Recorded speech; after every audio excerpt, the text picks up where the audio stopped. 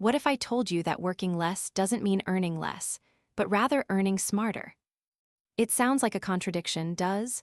We're taught from a young age that to get ahead, we need to climb the corporate ladder, take on more responsibility, and work longer hours.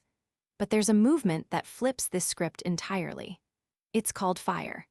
And while the name sounds like a catchy acronym for a tech startup, it represents one of the most radical shifts in how we think about money and life. Welcome back to Fiscal Beacon, the channel where we cut through the noise and bring clarity to your finances. If you're new here, we're all about helping you take control of your money without the jargon or the hype. Today, we are diving deep into the FIRE movement, financial independence, retire early.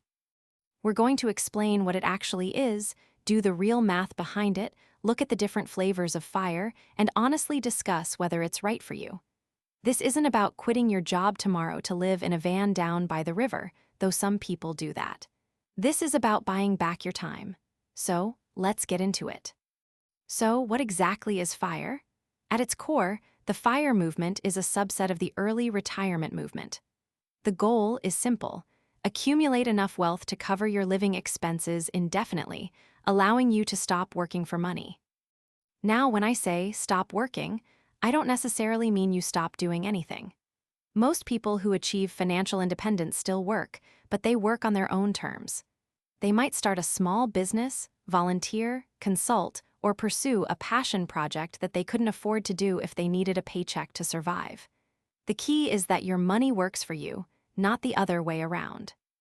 The movement gained traction in the late 1990s and early 2000s, largely fueled by the blog My Money Blog by J.D. Roth. But it really exploded in popularity around 2015, thanks to the book Your Money or Your Life by Vicki Robin and Joe Dominguez, and later, the book The Simple Path to Wealth.